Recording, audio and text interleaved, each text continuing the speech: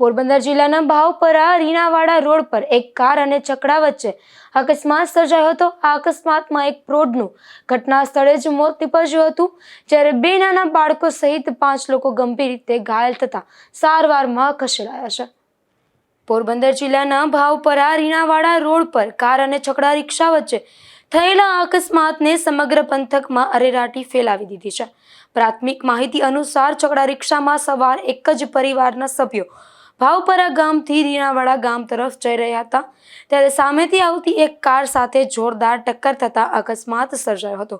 આ અકસ્માત એટલો ગંભીર હતો કે ઘટના સ્થળે ચીસાચીસ મચી ગઈ હતી અને સ્થાનિક લોકો તરત જ બચાવ કામગીરીમાં જોડાયા હતા। આ અકસ્માતમાં દાનાભાઈ સાજણભાઈ ગોસિયાનું મોત નીપજ્યું હતું, જ્યારે ધાનીબેન પરબતભાઈ ગોસિયા, રૂડીબેન પરબતભાઈ ગોસિયા, ભીખુ દાનાભાઈ ગોસિયા તેમજ 6 વર્ષનો માનવ કારાભાઈ ગોસિયા અને 3 વર્ષની માયા કાનાભાઈ ગોસિયા ગંભીર રીતે ઘાયલ થયા છે।